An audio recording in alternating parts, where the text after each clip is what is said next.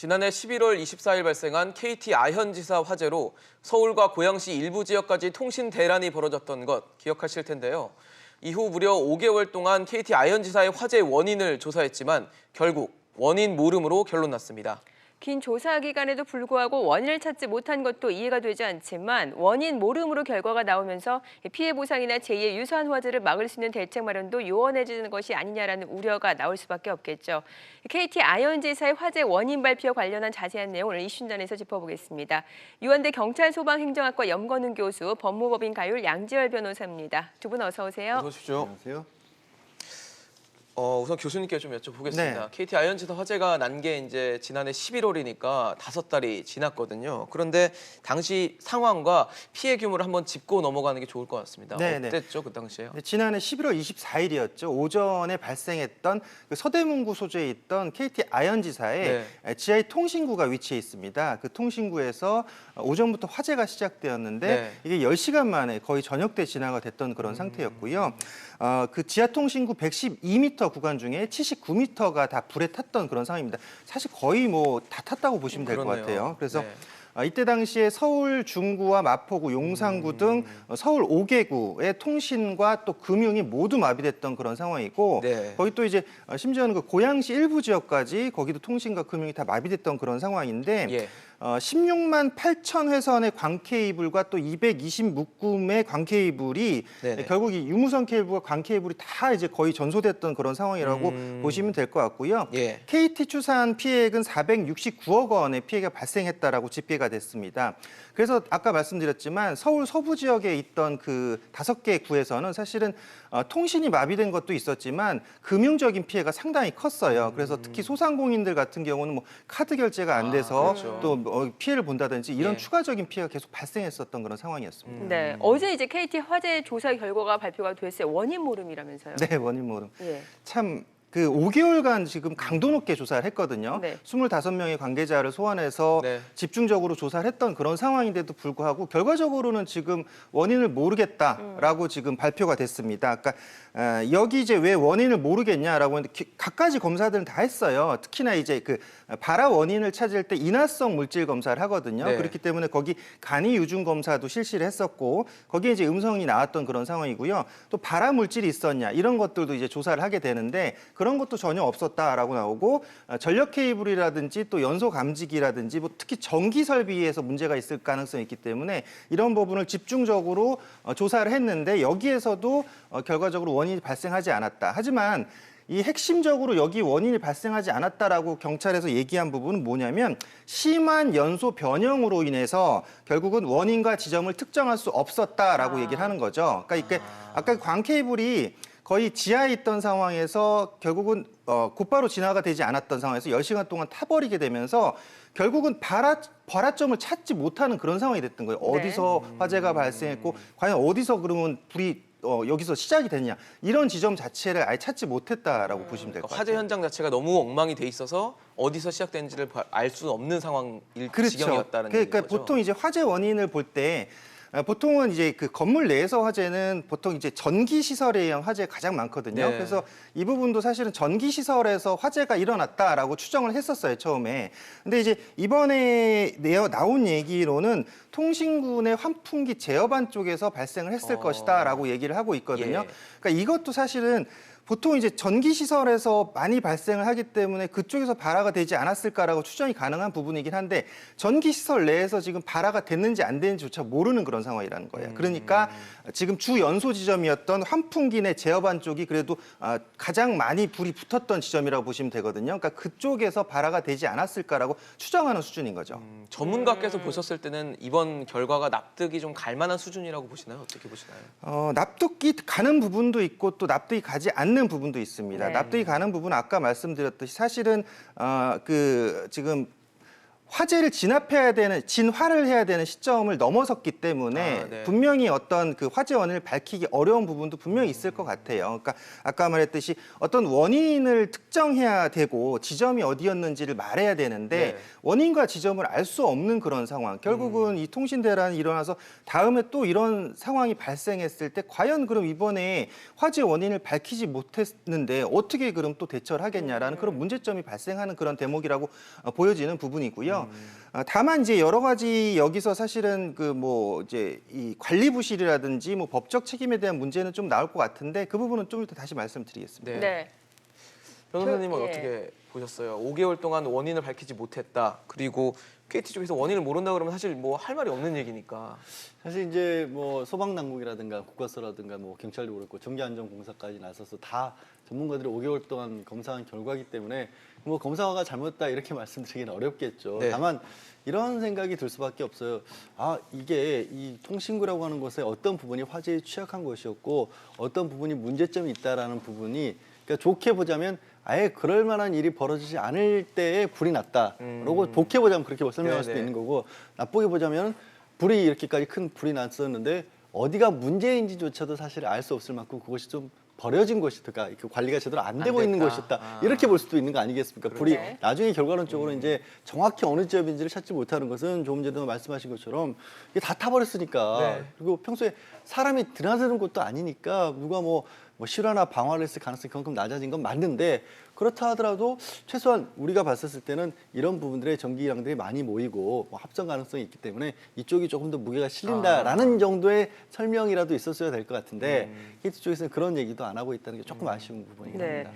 처음에 아현지사에서 화재가 났을 때만 하더라도 지하 통신구에서 불이 시작됐을 것이다라는 추측이 굉장히 컸습니다. 그러면 이번에도 그 원인 보고서에서도 그러면은 통신구 내 환풍기 제어반에서 네. 불이 났을 가능성을 제기했단 말이죠. 그럼 네, 이 네. 부분도 꼼꼼히 조사를 했겠죠. 네, 그렇죠. 일단 보통 화재가 발생했을 때 실화냐 방화냐 일단 두 가지를 먼저 네. 따지게 되거든요. 근데 이제 방화의 원인은 없다라고 지금 얘기를 하고 있어요, 경찰에서. 왜냐하면 당일날 드나들었던 작업자가 아예 없었다. 그렇기 때문에 누가 방화를 했을 가능성은 적다라고 했는데 추가적으로 거기에 인화성 물질이 아까 발견되지 않았다라는 검토가 있었고요. 또 담배꽁초도 거기 없었다. 그리고 아까 작업자가 없었기 때문에 방화의 가능성은 거의 없다라고 이제 경찰 조사 결과는 얘기를 하고 있는 것인데 네. 그럼 결국 이제 실화의 가능성에서 아까 말씀드렸듯이 이 전기적 발화가 일어나지 않았을까라고 처음에 추정을 했는데 네. 그래서 지하 통신구 내에 있는 케이블 내에서 어떤 전기적 발화가 일어나지 않았을까라고 추정을 했던 겁니다. 하지만 소방당국이 이번에 검토해서 밝힌 조사 결과는 통신구 내 환풍기 제어반에서 불이 났을 것이다라고 지금 결과를 밝히고 있는데 결국은 인적 요인의 발화 가능성 또는 방화 가능성을 다 제외해 버렸기 때문에 여기 남는 건 이제 전기적 발화 가능성밖에 없어요. 근데 전기적 발화 가능성도 제외를 했기 때문에 결국은 연소 변형이 심한 지역을 찾을 수밖에 없었고 그 그렇죠. 연소 변형이 심한 지역이 아까 말했던 환풍기 제어반 지역이었기 때문에 여기서 발생했을 것이다라고 그냥 추정하는 정도라고 보시면 될 것 같아요. 예. 근데 경찰 조사 과정에서 보면은 이 통신구 관리 부실 정황이 나타났다.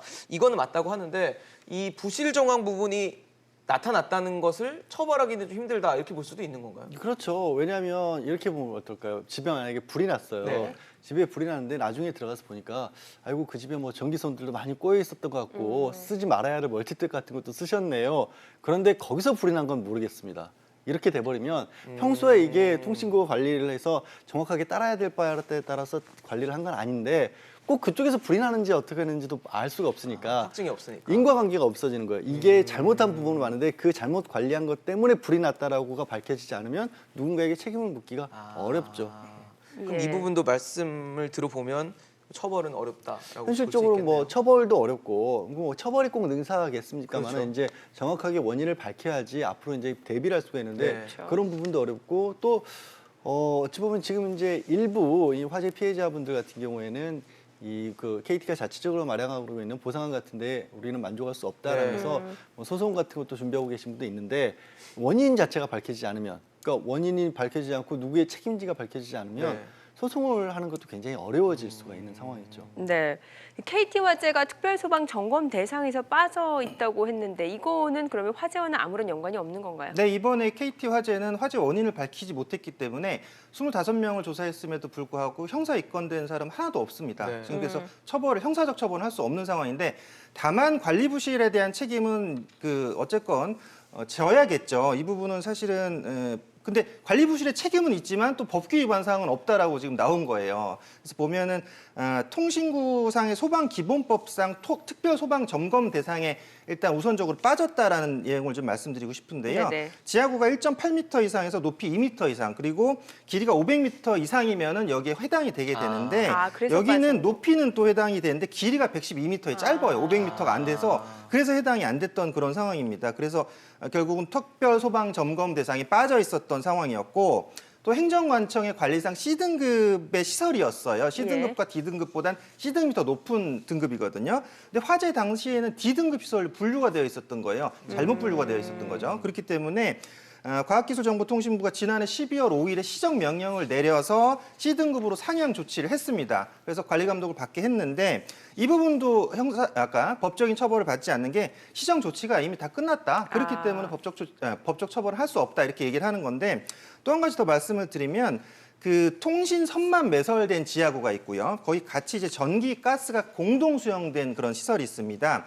그러니까 전기, 가스와 이 지금 통신과 같이 매설된 시설 같은 경우 또 법적으로 여기에 또 규제를 받거나 또 제한을 받거나 관리 감독을 받는 규정이 있어요. 네. 그러니까 국토의 계획 및 이용에 관한 법률상 공동구 관리자의 안전점검 대상에 아까 말했듯이 통신구, 전기, 가스가 포함되어 있으면 여기에 이 법에 또 해당이 되는데 여기는 다만 통신구만 되어 있기 때문에 그 법에도 또 해당이 안 됐던 그런 상황이라고 볼 수가 있죠. 그러니까 네.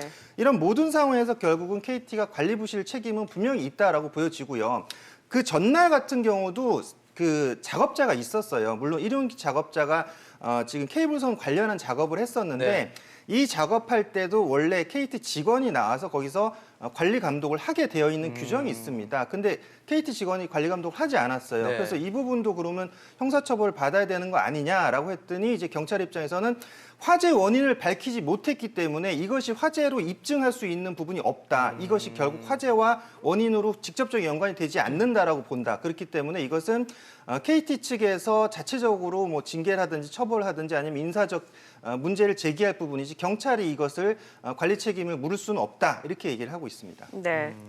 변호사님, 그러면은 원인 미상으로 이렇게 결론이 났다는 얘기는 결국 내사 종결이 됐으니까 이렇게 결론이 나면은 보상이나 뭐 책임 소재를 물을 방법은 아예 없다고 그러게요. 봐야 되는 건가요? 그러니까 현실적으로 봤었을 때 이제 책임 소재는 뭐 형사 책임은 결국 묻지 못한다는 게 결론이 이미 난 상황이고요. 네.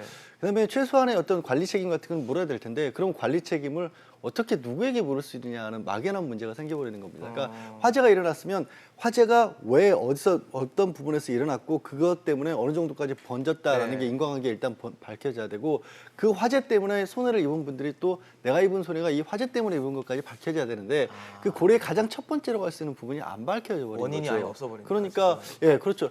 그러니까 이게 KT의 관리하에 있는 영역에서 발생을 한 건 맞는데 네. 그럼 KT가 어떤 잘못을 했는지가 밝혀지지 않으면 적어도 불법 행위로서의 책임을 묻기가 참 어려워지는 겁니다. 그래서 지금 이제 KT와 그래도 이제 피해를 입은 분들에 대한 KT가 자발적으로 내놓은 피해 구제 방안이라든가 네. 보상 방안 같은 것들이 있긴 합니다만 그 외의 부분까지 생각하기는 좀 어렵죠. 그럼 기업의 법적 책임보다는 뭐 도덕적인 어떤 사회적인 책임 정도만 그렇죠. 기업 본인이 이제 알아서 해야 되는 문제인가요? 그렇죠. KT 측에서는 이제 KT에서. 화재 직후에 이제 통신망을 사용한 분들, 특히 소상공인 분들에게는 소상공인 분들은 아까 잠깐 얘기 나왔지만 카드 결제 안 됐었죠. 네. 특히 카드 결제뿐만 아니라 주문 배달을 못 받으신 그렇죠. 분들의 피해가 굉장히 큰데 문제는 이런 겁니다. 주문 배달이라고 생각하실 게 아니라 만약에 앵커님하고 저하고 중요한 계약을 네. 전화상으로 하고 있었어요. 계약문을 하고 있었어요. 아. 근데 통신 두절이 되는 바람에 몇 시간 동안 얘기가 끝나 안 되니까 네. 그래서 만약에 뭐 해외에 있는 오퍼를 하는 사람이었는데 이 사람 연락 안 되니까 끊어버리고 다른 사람한테 갔다. 네. 그래서 저는 뭐 수억 원의 손해를 봤다. 네. 수 있죠. 그러니까 KT한테 물을 수가 있느냐. 법적으로 이게 연결고리가 너무 멀다라는 거예요. 그게 그런 부분들이 많아서 말씀드린 것처럼 결국 KT와 또 상인들과의 협의에 따라서 그래도 KT 측에서 어느 정도 자발적으로 보상을 해준 넉이라고 내놓은 그 정도 범위 안에서 보상을 받을 수밖에 없을 가능성이 커진 거죠. 네. 뭐 좀 전에 화면에도 나갔다시피 그 소상공인 피해 보상 범위가 40만 원에서 120만 원이었어요. 예. 이게 그 장애 복구 기간에 따라 달라졌던 그렇습니다. 거잖아요. 뭐 예. 첫날 하루에 끝난 경우에는 40만 원 정도인 예. 거고 가장 길어졌을 경우는 120만 원 정도인 거고 저거를 이제 그 정한 것도 소상공인 협회 분들하고 KT 측하고 자체적으로 말씀을 나눠서 이제 피해액을 정한 건데 사실 그래요. 이 실제 피해를 입은 분들은 저보다 훨씬 많이 입으실 수밖에 없잖아요. 그렇죠. 근데 그런 부분들까지는 이제 KT 입장에서도 그런 부분들을 다 정확하게 면밀히 하나하나 검토하기도 어렵고 그걸 또 다 보상을 해줄 경우에는 이제 기업 운영 자체가 또 어려질 수 있다는. 보상을 받긴 한 걸까요? 5월부터 보상을 하고 5월부터. 있고 이제 일부 이번 달부터네요. 신청하는 과정에서 조금 서로 의견이 맞지 않은 부분이 있어서 신청하는 기간 자체도 연장을 해서 그렇군요. 지급 신청을 받기로 했습니다. 예. 사실 이번 그 KT 화재가 우리에게 크게 다가왔던 문제는 이 통신에서 발생한 문제가 생활 전반에 굉장히 큰 그렇죠. 타격을 줬기 때문일 텐데 통신 업계 전체의 어떤 그 안전에 대한 경각심이나 각성이 좀 필요한 그 분기점이 아니었을까 싶거든요. 어떻게 네, 보십니까? 그렇죠. 사실 일반 시민들도 다 모르셨을 거예요. 이 네. 통신부가 지하에 매설돼 있다라는 사실조차도 잘 모르셨을 그러니까요. 건데 그만큼 이렇게 통신구가 중요하다라는 또 우리가 각성을 하게 된 계기가 됐습니다. 그래서 지하에 있는 시설 같은 경우는 당연히 지상에 있는 시설에 비해서 화재에 취약할 수밖에 없어요. 안전점검에서도 당연히 등한시되는 경우들이 있고요. 네. 그렇기 때문에 2017년 기준으로 봤을 때 지하구 282곳에 대해서 소방 특별 조사를 실시했었던 적이 있습니다. 그때 16%였던 45곳이 이제 불량 판정을 받았던 그런 상태인데 2015년에 3배, 2016년에 3.5배에 달하는 그런 규모의 지하 통신구들이 계속 불량 판정을 받아왔었더라는 거죠. 그리고 이번에 그 아현에 있던 통신구 같은 경우는 계속적으로 불량 판정을 받았던 그런 통신구였어요. 네. 그래서 그 작년 6월 점검에 있어서 KT 영등포 지사가 있습니다. 바로 한 옆에 뭐 한 30분 거리 정도에 있는데 거기 같은 경우도 3곳 정도가 소와 관련한 불량 조치를 받아서 지금 시정해라는 명령이 떨어졌고 그래서 이제 영등포 같은 경우는 이 통신구가 점검을 받았던 상태인데 불과 30분 거리에 있는 지금 아현 지사는 지금 통신구 점검을 받지 않았던 상태였다는 거죠. 그렇기 때문에 아까 말했듯이 통신구 점검이 제대로 이루어지지 않았고 또 아까 말했던 관리 부실을 피해갈 수 없는 그런 규정들, 그러니까 점검 대상에 빠져 있었고 또 거기에 대한 관리 규정이 또 없었고 또는 관리 규정이 점검 대상에서 빠져 있었기 때문에 관리가 제대로 되지 않았던 여러 가지 악재들이 계속 겹쳐 있었다라는 거죠. 그렇기 때문에 우리가 이런 것들에 대해서 중요성을 다시 인식하고 점검이 사실 제일 중요합니다. 네. 점검을 하기 위해서는 규정이 중요한 거거든요. 그래서 아까 우리가 사실 사각지대로 빠져 있었던 그런 규정들 다시 한번 우리가 되짚어 볼 필요성이 있고요. 빠져 있는 규정이라면 다시 집어넣어야 되고 필요한 규정이라면 만들어야 되고 해서 그런 규정을 만들고 계속적으로 이런 지하시설 같은 경우 통신시설, 통신망시설에 대해서는 계속적으로 안전점검을 꾸준히 하는 것만이 방지하는 길이에요. 이런 화재를. 그래서 그런 것들을 대한 대비책이 좀 필요하다고 보여집니다. 네, 정부의 책임도 중요할 수밖에 없을 것 같은데 제2 KT 화재를 막기 위해서 또 정부가 관리 감독도 철저히 해야 될 것 같습니다. 어떤 법령이라든지 제재들을 마련해야 되겠죠. 사실 이제 정부의 돌이켜봐야 될 게 뭔지를 한번 생각해 볼 수 있는 게 뭐 정부 역할이라고 하기는 좀 어렵지만 같이 했던 것들이 지난번에는 아현에서 통신구의 화재 하나로 그렇게 일주일가량이 서울 시내에 통신이 막혀버린 섬이 생긴다라는 게 국민들 아무도 예상을 못했었잖아요. 그렇죠. 정말 황당한 일이었는데 그때 일을 겪고 나서 이번에 그 강원도 고성에 화재가 있었을 때는 또 통신망이 원활하게 작동이 됐어요. 그러니까 할 수 있었던 일을 준비를 미리 못했기 때문에 뭐 소액고 외양간을 이번에는 고쳤던 셈이죠. 한 부분에 있어서 서로 무선 통신을 공유하는 방법을. 근데 그런 부분들이 또 없는지를 좀 찾아봐서 불나기 전에 소 잃기 전에 외양간 혹시 점검할 부분 없는지 들여다봐야겠죠. 통신사와 같이. 예, 알겠습니다. 어제 KT 아현지사 화재 원인 조사 결과가 나왔죠. 관련해서 두 분과 함께 이야기 나눠봤습니다. 양지열 변호사, 염건웅 교수였습니다. 두 분 말씀 잘 들었습니다. 고맙습니다. 고맙습니다.